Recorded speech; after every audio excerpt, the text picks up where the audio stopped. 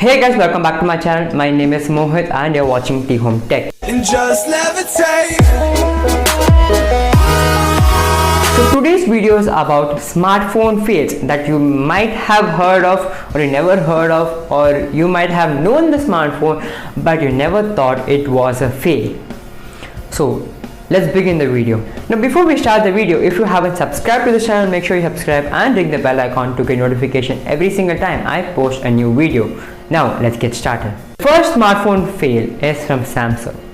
The Samsung's Note 20, not the Note 20 Ultra, the Note 20. This Note 20 costed $1,000, which in India was almost 93,000 rupees. And for that price, you're getting a lower resolution 1080p display, you're getting a 60 Hz display, a plastic bag, and no expandable storage. The only reason Samsung launched the Note 20 was to show as the Note 20 Ultra was a better deal. And the people who purchased the Note 20 were immediately disappointed once the S20 Fan Edition was released. The S20 Fan Edition not only costed almost half the price, but it had way more better features than it. So the people who bought the Note 20 were disappointed, and Samsung very cleverly hid the fact that this was a fail, and they sold the Note 20 Ultra at a higher price, making people believe that it was a better value for money rather than the Note 20. The next smartphone fail. This phone was launched in 2015 by a company called Marshall. You know Marshall company, the company which makes speakers. This company finally decides to make one smartphone, and this smartphone, as expected, was based on music and based on sound, based on speakers, and it had great sounding speakers, and not only one, it had two headphone jacks. But this company was so focused on making the smartphone mainly based on music, they compromised on other aspects of the phone like the camera, the software, the processing. After a point, this phone was not usable for common people, and that's why within a few months itself, they stopped the production of the smartphone and went back to producing speakers. The next smartphone fail is from Samsung, and it's not even a smartphone this time. It's called the Samsung Galaxy Camera. Not a lot of people might have heard about this smartphone, but the problem with this is it's a camera with a smartphone in it. The camera was very good. It had up to 21x of optical zoom, almost twice as better than any other current generation smartphone cameras. But the problem was you need another smartphone to work with this smartphone. So the point of a smartphone camera was lost. There was no other point of launching this. Even now, if there was a smartphone with a proper big lens camera, it would still be great for people who wanted to shoot and take pictures at a DSLR level and have a smartphone at the same time. The idea was great but was not implemented properly. The next smartphone fail is from Asus. All smartphone brands are trying to mix two devices together, like the Samsung Galaxy Fold is trying to mix a smartphone and a tablet together. Asus tried the same thing but in a very different way. They launched a phone called the Asus Pad phone. The Asus Pad phone was a phone, a normal general smartphone, but you could use it as a tablet with an external monitor, with an external display. All you had to do was to take the smartphone and place it in the tablet.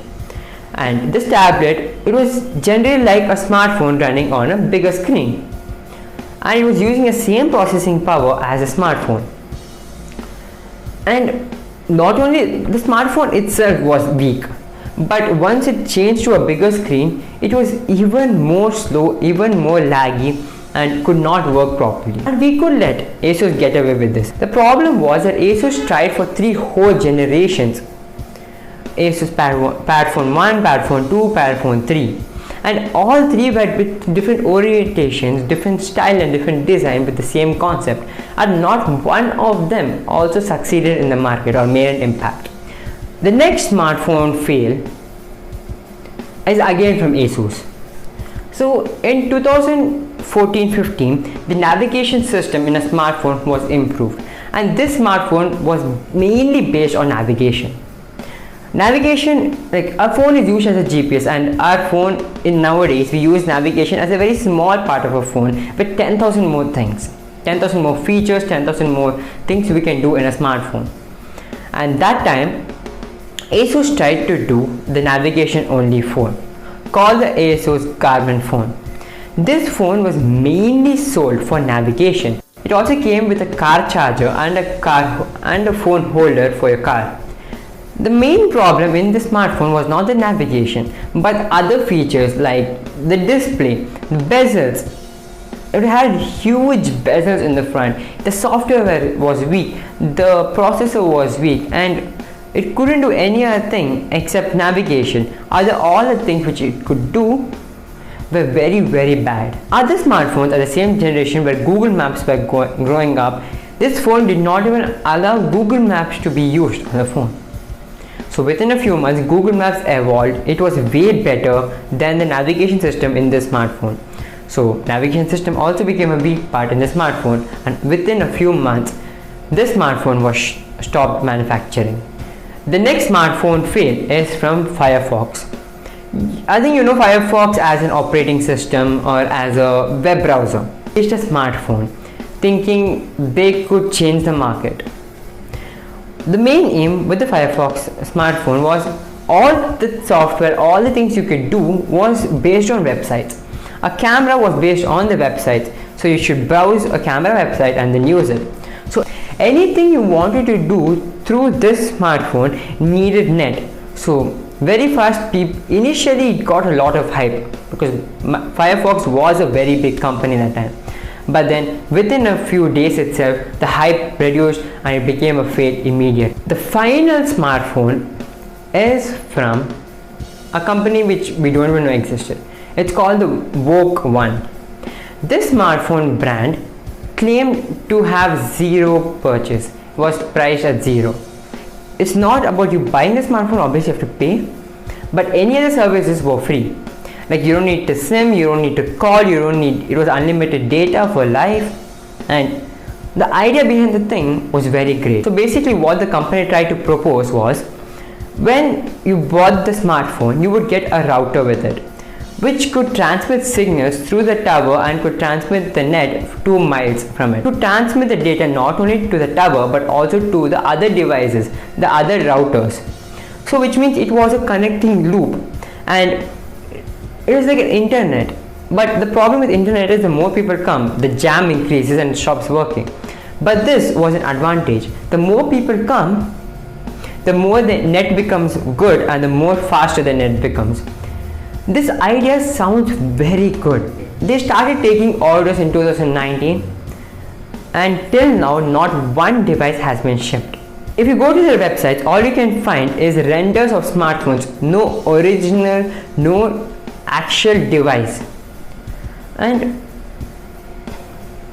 this smartphone brand, even if it comes out next year, the smartphone would be 2 years old, or it's just a scam. You know Mediatek as a chipset brand, and in India, in the budget segment and the mid-range segment, Mediatek is a direct competitor to Qualcomm, and Mediatek is doing a good job. But recently we found out that Mediatek is doing a benchmark cheating, which means that Mediatek in its code of the chip is programmed in such a way that whenever in the smartphones which has a Mediatek chipset is running a benchmark, it automatically pushes the chip so bad that it could perform very high and the benchmarks are very good.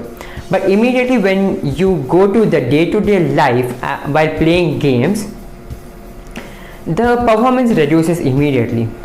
So what they found out was, they changed the code of the app so that the chip does not find out that it's running a benchmark. And what they found out immediately was it has a 30% lesser benchmark. What Mediatek response was that it was a boost mode.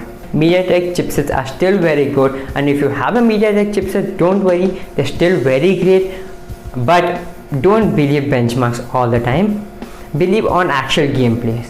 So that's it for this video. Hope you liked it. If you did, then hit the like button, share this video, subscribe to this channel, and let me know in the comments below which was your favorite smartphone fail, and I will see you in the next video. Bye bye.